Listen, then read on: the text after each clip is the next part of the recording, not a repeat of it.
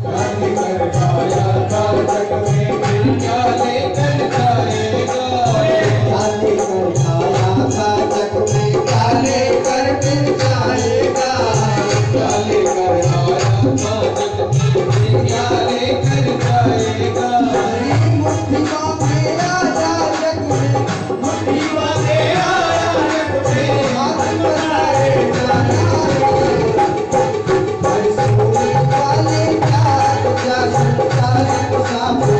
वाले सोने वाले जाग जा संसार मुसाफिर खाना है। किस तुम में बैठा बाप रे किस तुम में बैठा बाप रे किस्मत में बसाना है। वाले जाग जा संसार मुसाफिर खाना है। सोने वाले जाग जा संसार मुसाफिर खाना है।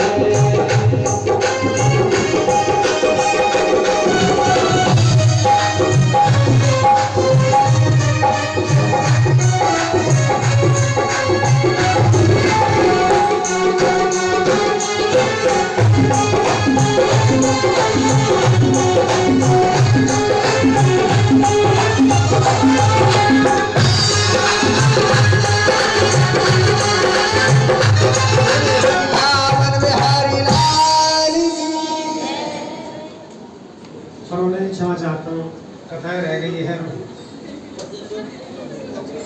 देखो ये भी क्या करें, तो जोश जो है इतना रुकता नहीं है।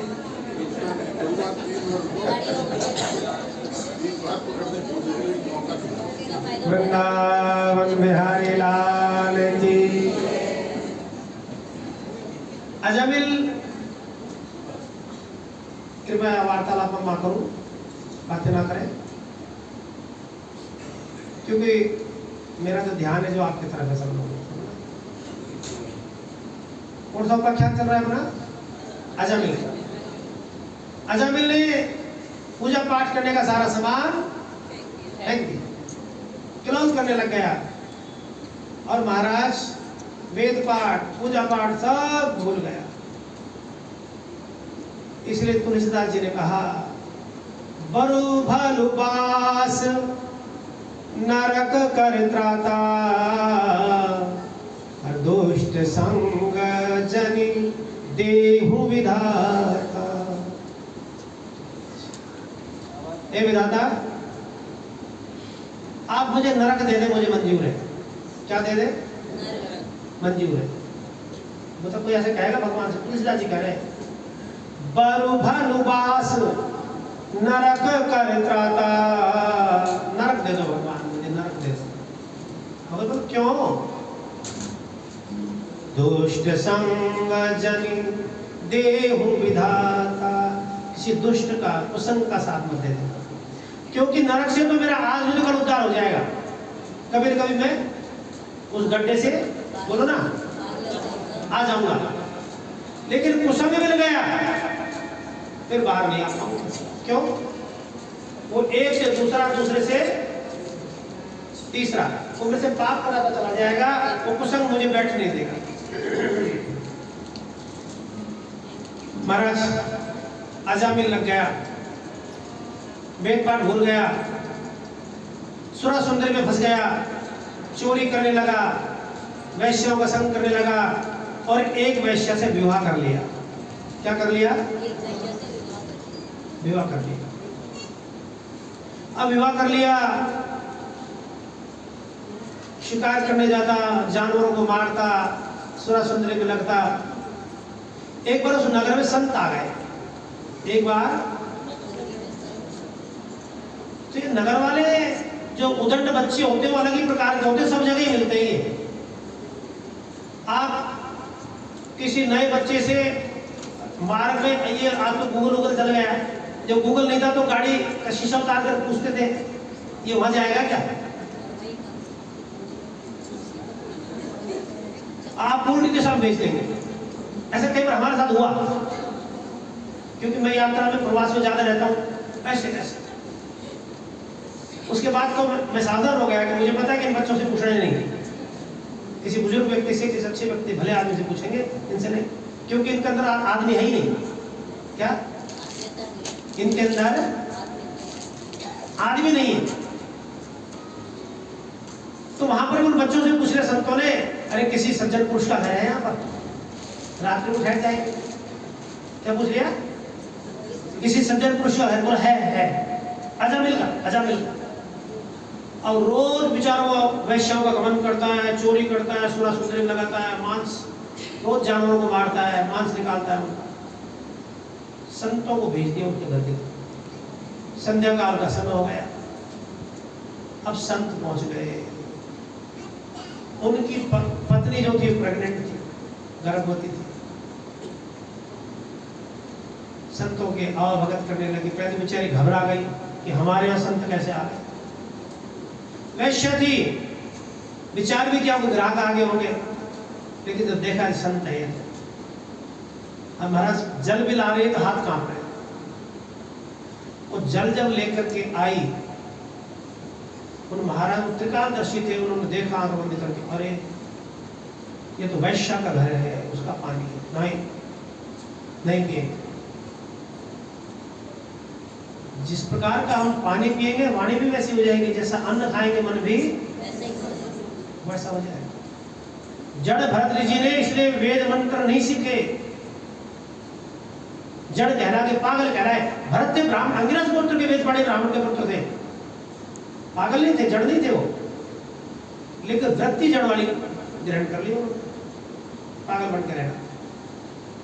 उनको पता था कि पंडित कर्म करना पड़ेगा, सबके घर जाना पड़ेगा, पूरी खानी पड़ेगी, किसी का कैसा अन्न वैसा ही मन, वैसी बुद्धि, वैसा सब कुछ होता चला जाए। इसलिए शास्त्र कहते हैं याजको जायते ग्राम सूकर है। बहुत ज्यादा यजमानी करने वाला व्यक्ति भी गांव का सूकर होता है अगले जन्म में जाकर। गुरु पुराण में लिखा हुआ है, मेरा वाक्य नहीं है, मैंने पढ़ लेना। हमारे बच्चे कहते हैं गुरुजी सबका फोन नहीं उठाते। जितने ज्यादा संबंध हो जाएंगे, जितने ज्यादा लोगों से मुलाकात हो जाएगी, जितने ज्यादा लोगों में आवागमन हो जाएगा, उतनी बुद्धि और मन विकृत होता चला जाएगा धीरे धीरे। बहुत भजन की आवश्यकता है, बहुत भजन की आवश्यकता है। महाराज अजामिल की पत्नी जल लेकर के आई, उन्होंने ताड़ लिया। उन्होंने कहा कि कहाँ है तुम्हारा पति? अब क्या बताएं, ऑफिस गया है? क्या बताएं? बोलो यहीं कहीं गए। अच्छा, मांस लेने गए, रो पड़ी, गिड़गड़ाने लगी, महाराज उद्धार कर दो, उद्धार हो जाएगा, पिंगला उद्धार हो जाएगा।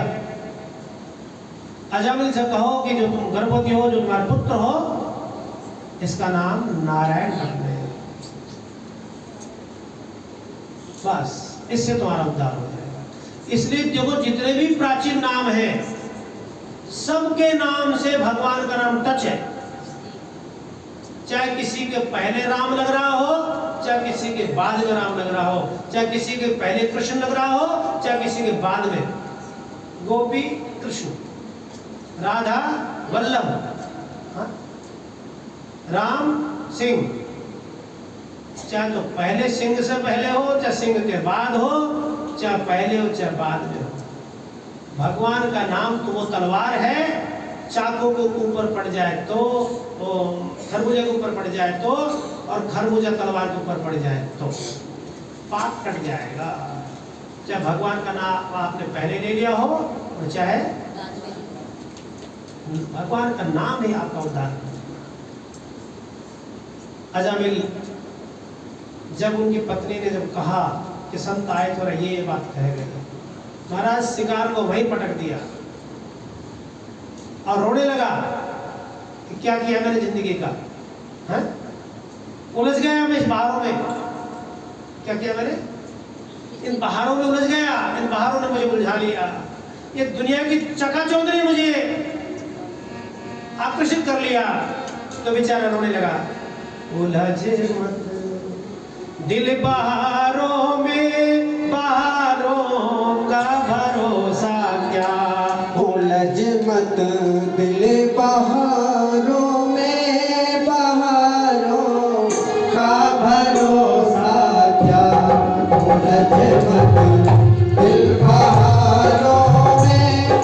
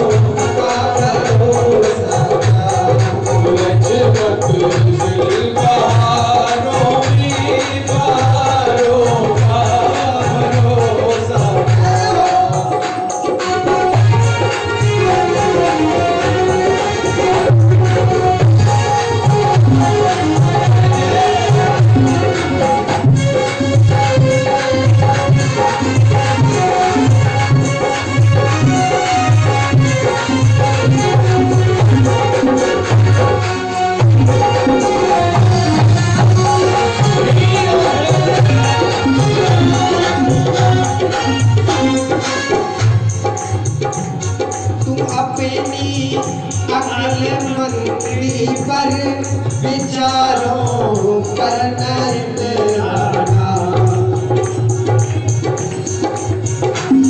तू अपनी अक्लमंदी पर विचारों करना इतना कहाँ कभी मन बिगड़ जाए कहाँ कभी मन बिगड़ जाए विचारों का भरोसा क्या सूरज मंदिर बहारों का भरोसा क्या सूरज मंदिर बहारों का भरोसा। देखिए, अगर मान लो कहीं दिल अलग भी जाए तो उसके लिए उपाय लिखा है हाथ के हाथी। हमारे यहाँ तो समस्या बाद में है, समाधान पहले है। अगर मान लो ये दिल उलझ भी जाए, विचार बिगड़ भी जाए, मन बदल भी जाए, तो हाथ क्या समझ जाए। हाँ जी, तो संभल संभले नाम का लेकर किनारों से किनारा नाम का लेकर किनारों से किनारा तू संभले नाम का लेकर किनारों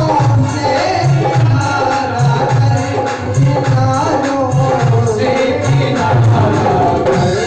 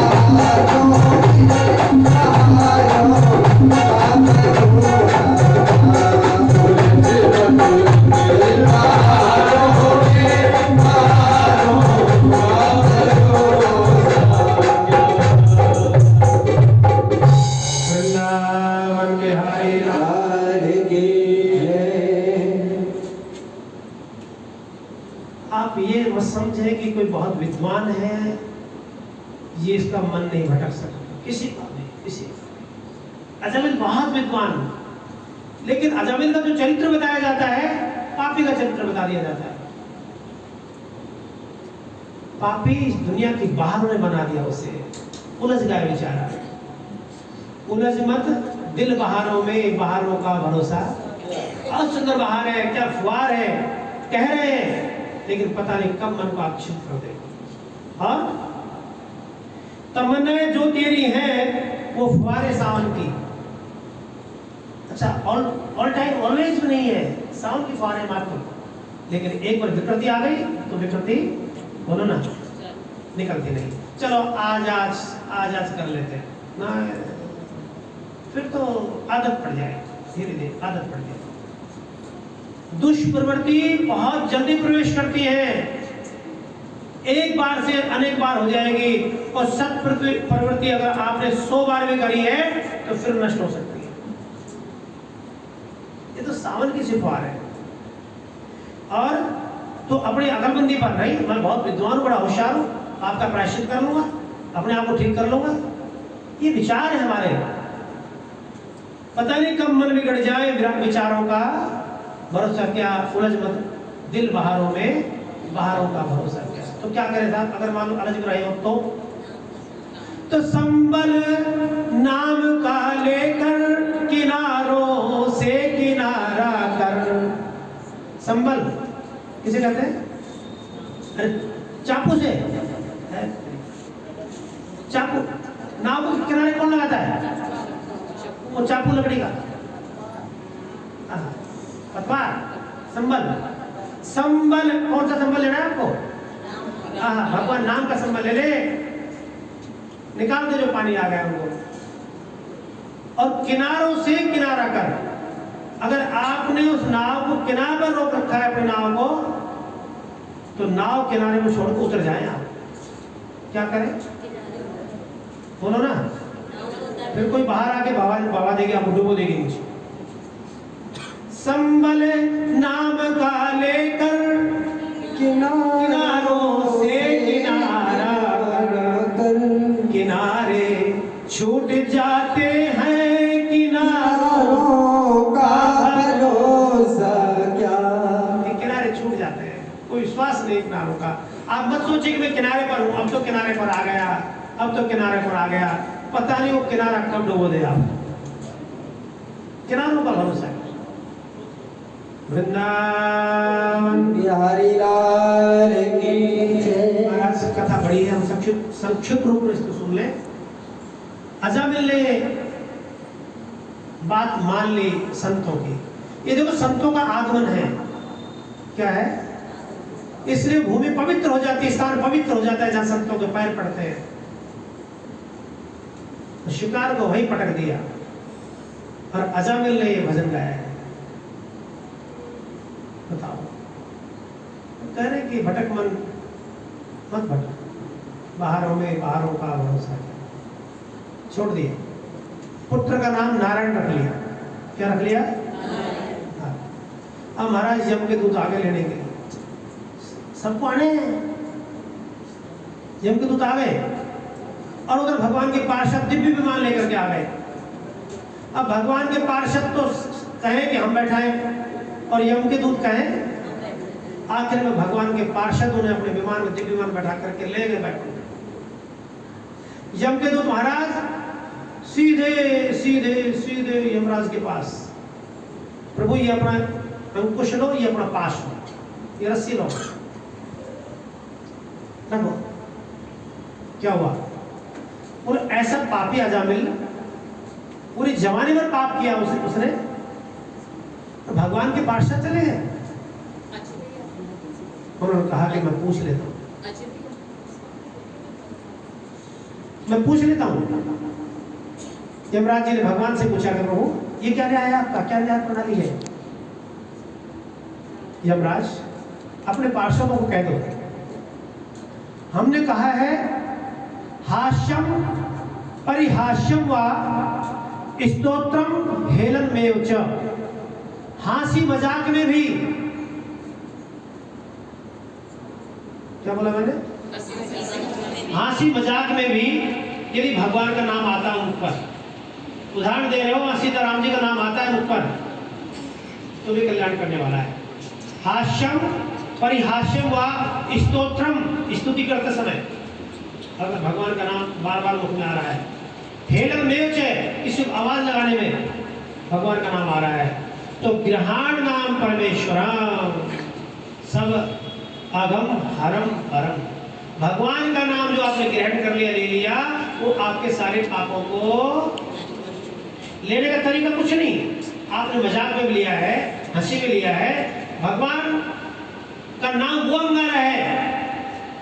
पाप का रुई का ढेर कितना बड़ा हो, एक चिंगारी में चली जाएगी तो उसको विनाश कर देगी, जला देगी, पापों को नष्ट कर देगी। अजामिल ने संकल्प कर लिया, अब नहीं। पुत्र का नाम नारायण रख लिया।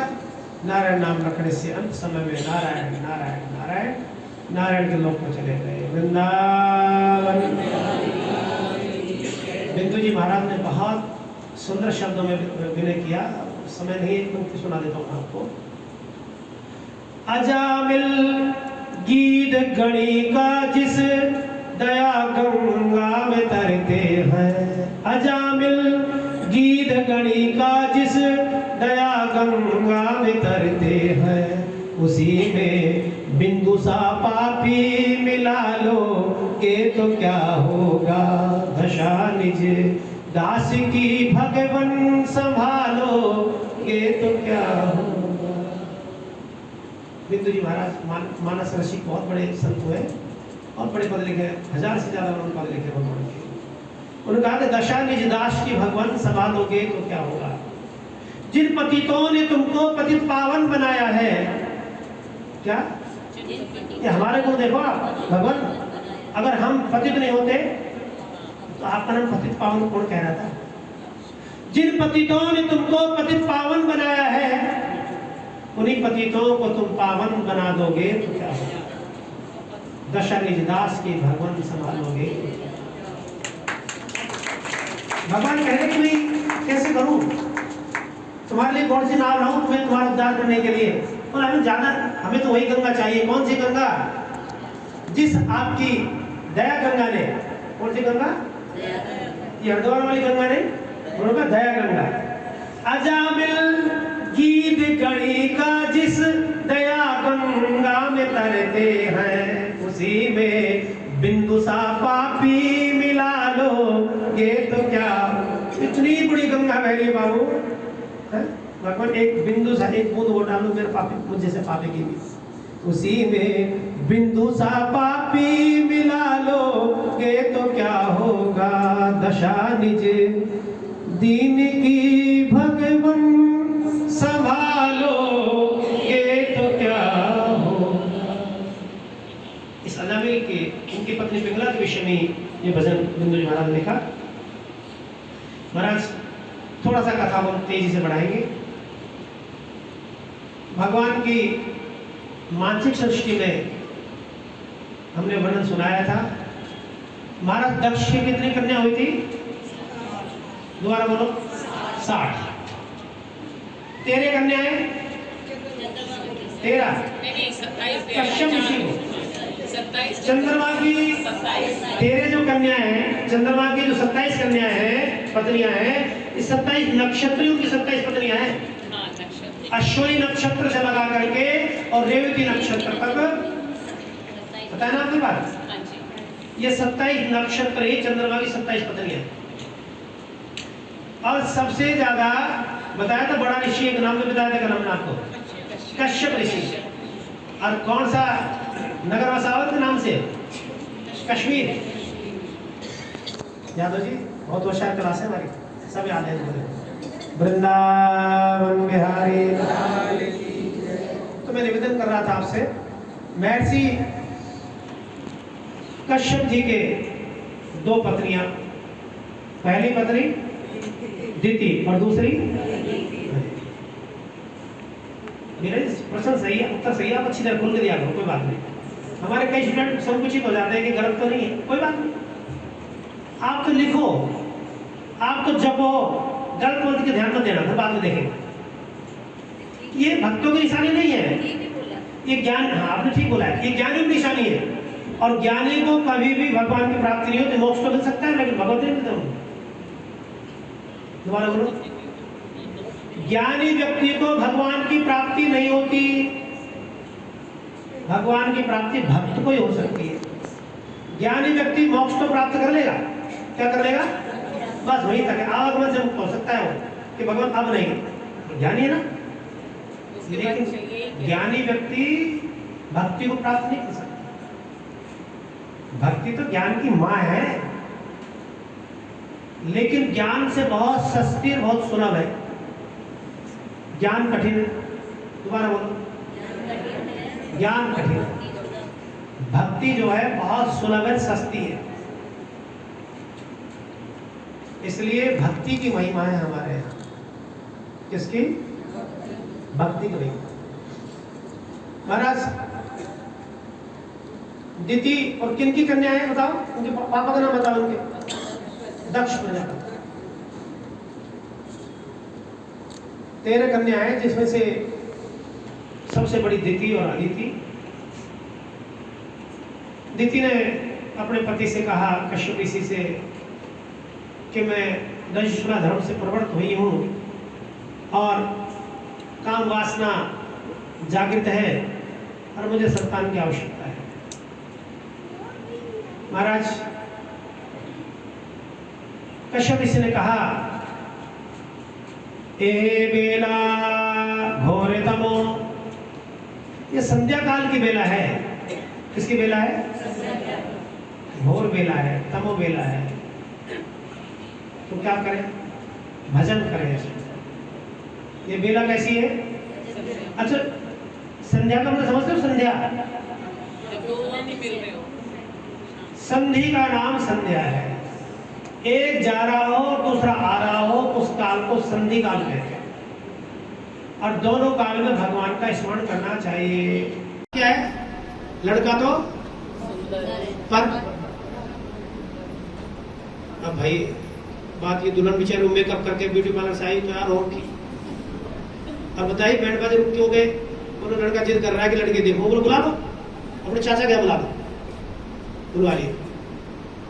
लड़के ने देखा कि लड़की बड़ी सुंदर लग रही, बोले मेकअप हटा पड़े। बनावटी काम भी तो हो जाता है, हटा दिए। हाथ पैर उंगलियां सब बोलचाल, पढ़ी लिखी सर्टिफिकेट ये लो। बोलो ठीक है। लड़की ने बोला बात क्या है? तो बात कुछ भी नहीं थी, मैं अभी हाथी पर बैठ कर रहा था, तुम्हारे झरोके में तुम्हारे बोलने में कुछ औरतें कह रही थी कि दूल्हा तो बहुत सुंदर पर। तो मेरे दिमाग में ये पर कर गया है कि लड़की सुंदर नहीं है, कुछ और बात है। और बात तो क्या है? और बस एक पर से आपने हमारे पिताजी की इज्जत पर क्वेश्चन मार्क लगा दिया। ही लिखो कागज, आप तो पसंद हो, लिखो। लड़की ने कागज दूसरा लिया, लिख दिया तुम मेरे पसंद नहीं, बारात लेकर लोगे। एक शंका, एक संदेह ये विनाश करती है। और पूरी कथा में सुनते आ रहे हैं, सती को संदेह हुआ कि नहीं हुआ? तो जब हो ये संशय भंगा, जब बहुकाल करो सत्संगा। बहुत दिन सत्संग की आवश्यकता है, बहुत दिन सत्संग करना है, तभी ये संशय दूर हो पाएगा। कोई बात नहीं। तो उन कह रहे कि सुंदर नारी की नाक कटी है। इंद्र के समान घटा है, लेकिन सुंदर नारी की नाक कटी है। महाराज प्रहलाद को नाना प्रकार से प्रताड़ित करते हैं। अब एक लोहे का खंभा जलाया गया और वहां पर उसको आग लगाई गई, खंभा लाल हो गया। तो पूछ रहे कि भाई, पूछ रहे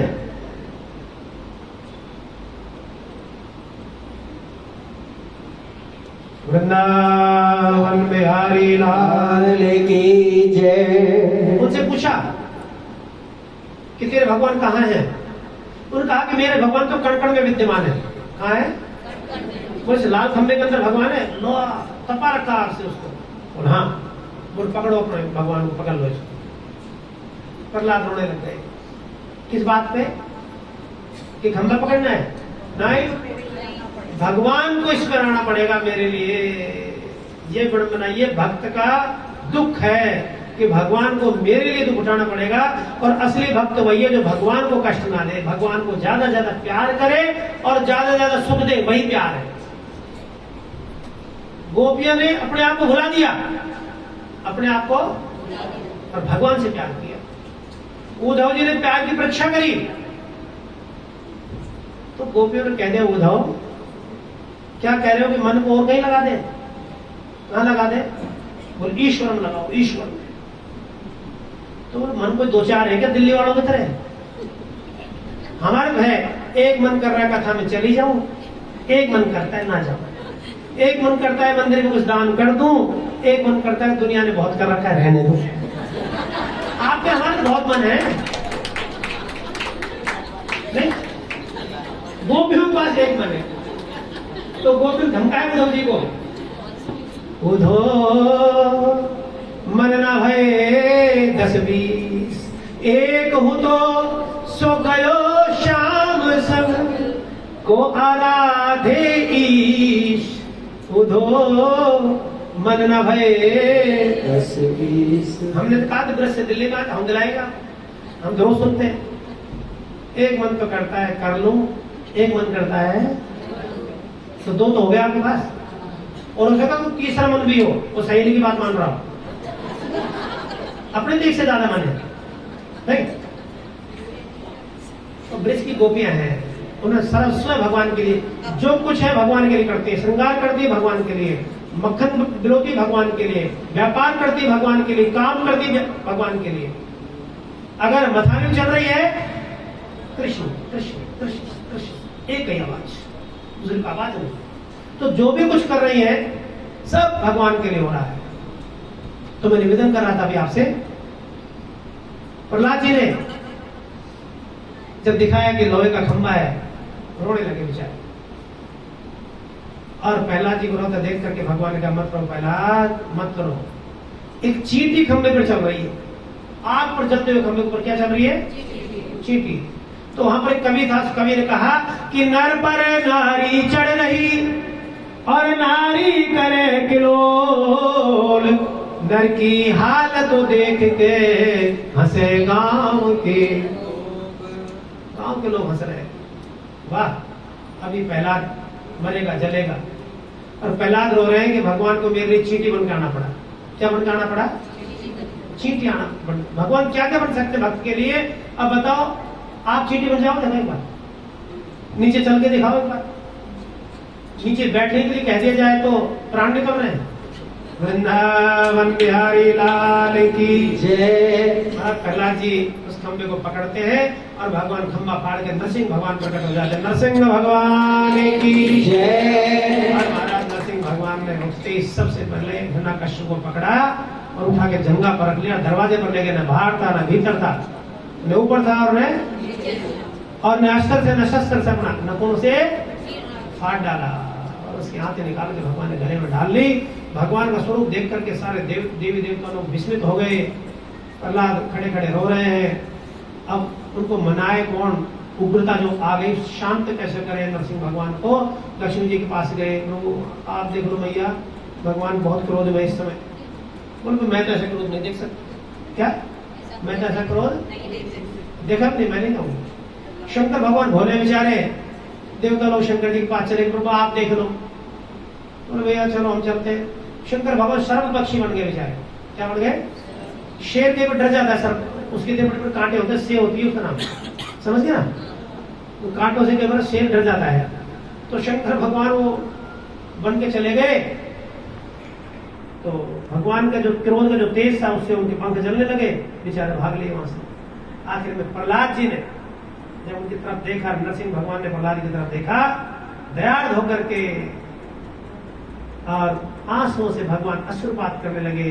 प्रहलाद का पूरा सिर भगो दिया, प्रहलाद को भगवान चाटने लगे।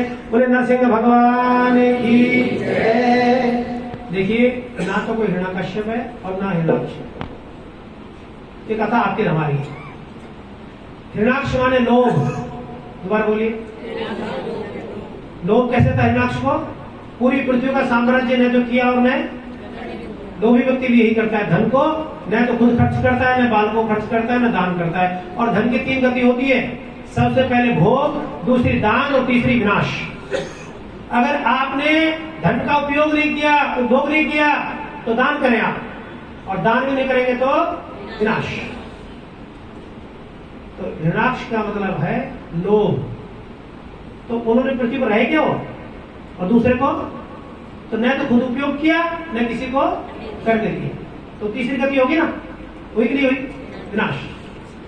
धन की तीन ही गति है। आप बैठ जाइए।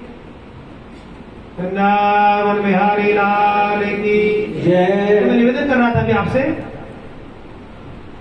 और हिरण्यकश्यप का मतलब है मोह।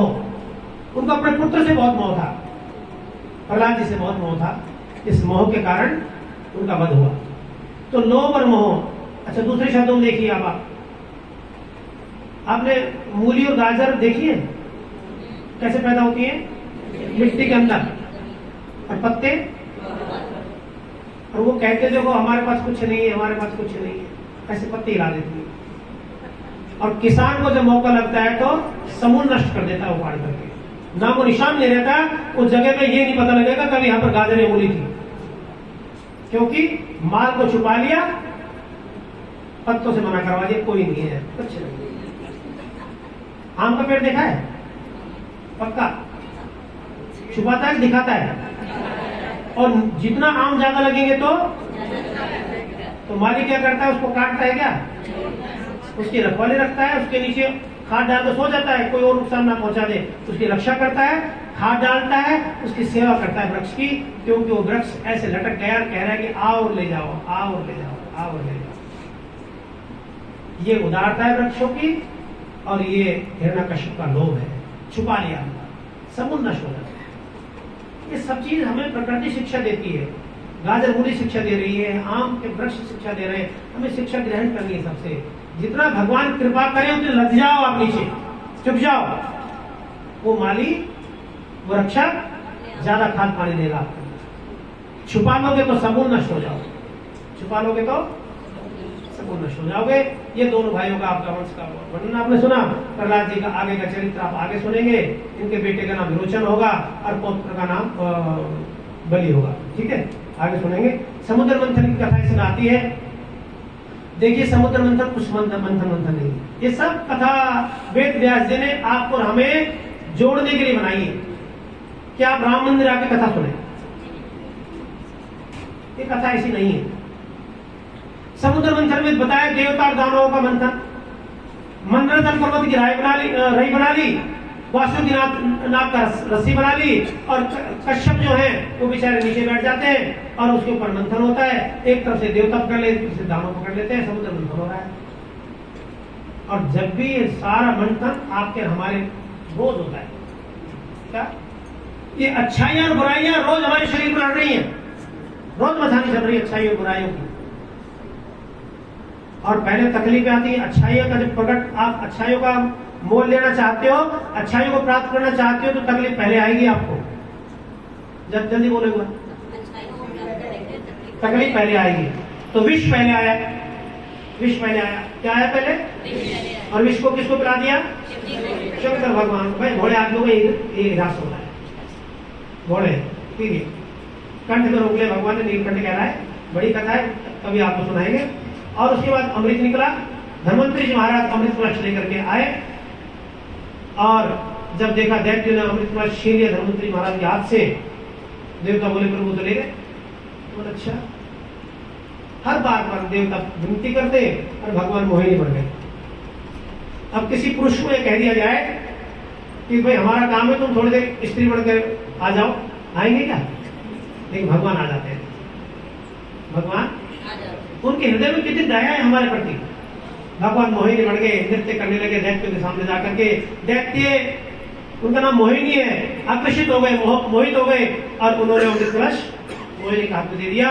और मोहिनी रूप धारण करने वाले भगवान ने देवताओं का अमृत पान करा दिया। राहु नाम के दैत्य ने छुप करके उस अमृत का पान कर लिया। चंद्रमा सूर्य ने चुगली कर दी कि भगवान इसके पीने से पता लग रहा है, पीने का तरीका बता रहा है, ये देवता उल्टा काम करते हैं। कोई तो हाथ नीचे को धोते हैं, कोई देख लिया ना अंतर है। कोई सीधे तवे पर रोटी बनाता है, कोई आप भी तो बहुत चाव से खाते रुमाली रोटी है। ये हमारे शास्त्रों को विरुद्ध है। और क्या, हम तो कोट कर करते उल्टा तवा करके। जब कोई बारिश वारिश ज्यादा आ जाए, बच्चे का विवाह शादी हो, घर में उत्सव हो, तो माँ कहती थी तुम्हें उल्टा करिए आओ। अब सुकून मानते हैं हम तो, और आप उसकी रुमाली रोटी बढ़िया करके खा रहे हो। दो रुमाली, दो दे दो। भागवत भगवान की जय। कोई बात नहीं, आगे कथा सुने आप।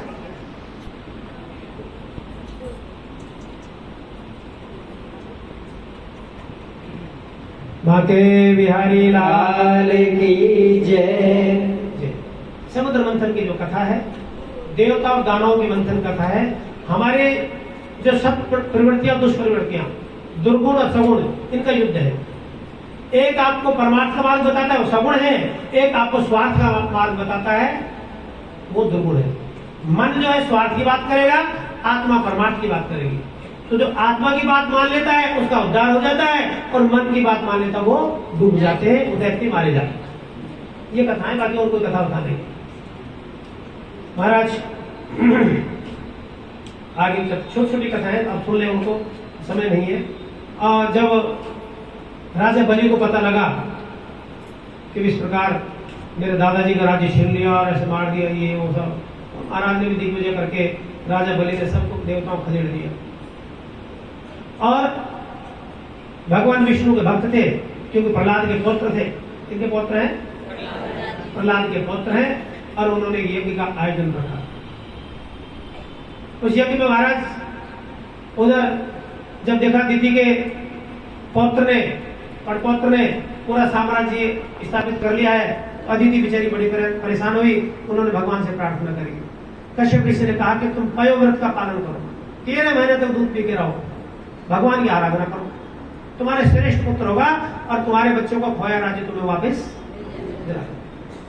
तो माता अदिति ने 13 महीने तक पयोव्रत का पालन किया, भगवान की पूजा पाठ करी। श्रेष्ठ संतान चाहते हो तो आप भी पालन करें, ये आपके हमारे लिए बात है, समझ गया ना? नहीं पालन करोगे धर्म का तो हिरण्याक्ष और हिरण्यकश्यप आ जाएंगे घर में। उन्होंने तो जन्म लिया, उनकी माँ थी, पिता भी एक था। भगवान वामन का अवतार होता है, बोली वामन भगवान की जय। भगवान के अवतारों में से वामन भगवान का अवतार, एक एक करके आप अवतारों का दर्शन कर रहे हैं। और वामन भगवान बड़े ब्रह्मचारी का रूप धारण करके और महाराज बलि की यज्ञशाला में पहुंच जाते हैं। और जाके राजा बलि से निवेदन करते हैं। तो द्वारपालों ने कहा, अरे क्या चाहिए बेटो? बोले याचको नहीं वही याचक की, एक भिखारी दूसरी भिखारी से क्या मांग लेगा? नहीं, आपसे याचना नहीं करेंगे। तो राजा से करेंगे याचना? तो याचना करनी पड़े तो किसी श्रेष्ठ से करेंगे ना, नहीं करेगा आपसे। बहुत सारी बातें कही। आखिर में द्वारपाल पहुंच गए महाराज बलि के पास और राजा बलि से कहने लगे कि महाराज एक बटुक ब्रह्मचारी है, 8 वर्ष की उम्र है, हाथ में कमंडल ले रखा है, छाता लगा रखा है और आपसे मिलना चाहते हैं। अरे दे दो, भिक्षुक बन का है, दे दो। महाराज लगता ही छोटा है 8 वर्ष का और बात है 80 वर्ष की, उसकी जीरो लगा दो उसका सीधे। और कैसे? बोला आप चलो सही। आप महाराज बलि आए, महाराज बलि को प्रणाम किया वामन भगवान ने और उन्होंने कहा कि हम कुछ याचना करने आए हैं। तो बोले दे तो रहे, तो बोल नहीं आपसे ले। तो क्या चाहिए? महाराज वामन भगवान एक कथा बताते हैं, लेकिन कथा का समय नहीं है। आखिर में कहा कि महाराज मुझे तो 3 पग भूमि का दान कर दो। कितना कर दो? भगवान ने कहा कि अरे ये तो कह रहे हैं कि तुम्हारी बुद्धि 80 वर्ष की है, तुम्हारी तो 8 वर्ष की भी नहीं है, तुम्हारी बुद्धि तो 8 वर्ष की भी नहीं है। इतने राजा बलि से मांग रहे हो 3 पग भूमि, इतना मांग लो, किसी और से मांगने की आवश्यकता, दोबारा बोलो, इतना मांग लो, किसी और से आवश्यकता।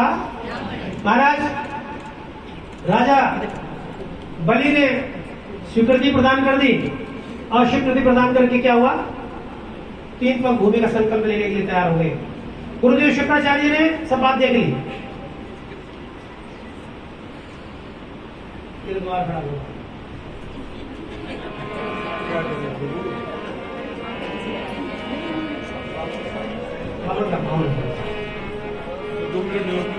ये तो निशाचर ऐसे ही आप हम तो डिस्टर्ब करेंगे, बस 2 मिनट से 1.5 मिनट। देखिए जो ये आपकी वाइब्रेशंस हैं ये पूरे दिल्ली शहर में जा रही हैं, क्योंकि YouTube से लाइव है। हमने ये ऐसा ही माना था कि जो भी यहाँ स्वागत भागवत को दर्शन करने आए, तो आतिशी जी ने अपनी तरफ से चला के कहा, बहन इंदू जी ने, सुनील जी ने, कि भाई हम एक बार भागवत में जो है जरूर आएंगे। सभी का स्वागत है। हमारे लिए सौभाग्य की बात है कि दिल्ली प्रदेश के, मतलब कि मैं मुख्यमंत्री का रूप इसलिए नहीं दे रहा क्योंकि केजरीवाल जी मुख्यमंत्री है, ये उप मुख्यमंत्री के रूप में सारी के सारी जो है वो इनके पास है। व्यास गद्दी से आपको आशीर्वाद है। हमारी महिलाओं की तरफ से वीना चोपड़ा जी आपको आशीर्वाद के रूप में ये चुन्नी पहना रही हैं। साथ में प्रेमलता बिंदल जी हैं। सभा के अध्यक्ष रमेश यादव जी साथ खड़े हैं। वर्किंग प्रेसिडेंट रमेश सुरेंद्र गुप्ता जी से रिक्वेस्ट करूंगा कि वो आकर, ये बहुत सौभाग्य की बात है। अतिशी जी कई बार हम आपसे मिले, जगह जगह मिले, लेकिन जो प्रेम आपने ईस्ट ऑफ कैलाश के साथ और इस पूरे उसके साथ जो बनाया है वो वाकई सराहनीय है। एक एक मिनट कीमती है। कई मंत्रालय देख रही हैं, लेकिन उसके बावजूद भी ईस्ट ऑफ कैलाश से जो प्रेम इन्होंने पहले दिन जब पहले दिन 2 मंत्रालय थे तब भी इनका प्रेम वही था। आज पूरी दिल्ली शहर को ये देख रही हैं, फाइनेंस देख रही हैं, PWD देख रही हैं, हर चीज़ देख रही हैं। इन्होंने हमेशा एक ही बात कही कि आप मुझे अपनी समस्या बस एक बार पहुंचा दें, उसके बाद फिर जिम्मेदारी मेरी है। कई बार हमसे ही चूक हो जाती है, हम अपनी बात इन तक पहुंचा नहीं पाते, तो इसलिए वो रह जाती है। सुनील भाई सारे कामों को देख रहे हैं। फिर एक बार सभी लोग तालियां बजाकर इनको और तरक्की मिले, ये सेंटर में जाए, सेंटर मिनिस्टर बने। मतलब हम तो सिर्फ आशीर्वाद के रूप में जो ज़्यादा से ज़्यादा है वो कह पाऊंगा, और सिर्फ बहुत ज़्यादा ना समय लेते हुए मैं आतिशी जी को कहूँगा कि सिर्फ 2 शब्दों के साथ अपने इस व्यास को, उसको संबोधित करें, और जितनी देर भी इन पे समय हो बैठकर इसका क्या कहते हैं आनंद लें। राधे राधे, राम राम। तो आप सब देखिए, मैं अगर कुछ भी बोल रहा हूँ तो मेरी तरफ मत ध्यान दीजिए। यहाँ पर आए गुरुजी महाराज, उनके साथ उनकी पूरी भागवत की टीम, यहाँ पे आए इलाके के सभी लोगों को बहुत बहुत धन्यवाद कि आपने हमारा यहाँ पे स्वागत किया। गुरुजी के सामने हम कुछ बोले तो वो सही नहीं लगेगा। बस यही है कि गुरुजी का भी और बांके बिहारी लाल का भी आशीर्वाद हम सब पे बना रहे कि सबको, सबके परिवारों को सुख, समृद्धि और अच्छा स्वास्थ्य मिले। बोलो बांके बिहारी लाल की।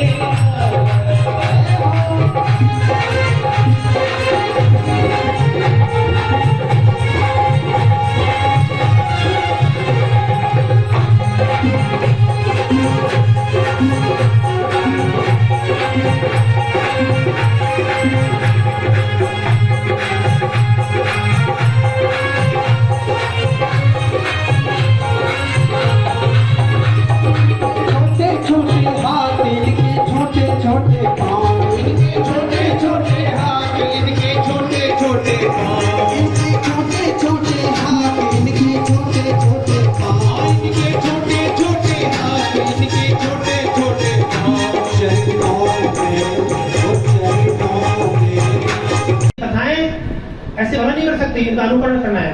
क्या करना है? इस मार्ग पर चलना है। आप टॉर्च तो जला ले, प्रकाश तो मिल गया, बहुत भजन करा आपने, लेकिन भजन का अनुकरण नहीं किया आपने। जैसे टॉर्च जला लिया और रास्ते में खड़े हो गए, क्या रास्ता पार हो जाएगा? तो टॉर्च को आगे आगे और बीच बीच चलते रहे। आपका ये मार्ग जो अंधेरा मार्ग है, आपका तमो जो मार्ग है, प्रकाश में मार्ग हो जाएगा और आप अपने गंतव्य स्थान पर पहुंच जाएंगे। वृंदावन बिहारी लाल की जय। भगवान श्री राम जी का चरित्र आपको सुनाएंगे। उससे पहले राजा हरिश्चंद्र का सूर्यवंश उत्पन्न हुए, राजा ययाति, राजा सगर, सबका चरित्र बाकी है और ये कथा हम आपको कल 3 बजे सुनाएंगे। एक छोटी सी कथा और सुने आप, गज और गिरह की। गज को प्यास लगी वन में और नीर सरोवर पीवन आया। गज को प्यास लगी वन में और नीर सरोवर पीवन आया, और जैसी पैर दियो जल माही ग्रह ने आकर पैर दबाया। गजराज ने जोर अपूर कियो, गजराज ने ताकत लगाई, छोड़ मेरे पैर को, छोड़ मेरे पैर को। गजराज ने जोर अपूर कियो, पर ग्रह के जोर को पार न पाया। मगरमच्छ में ताकत बहुत ज्यादा थी, हाथी को छोड़ नहीं रहा।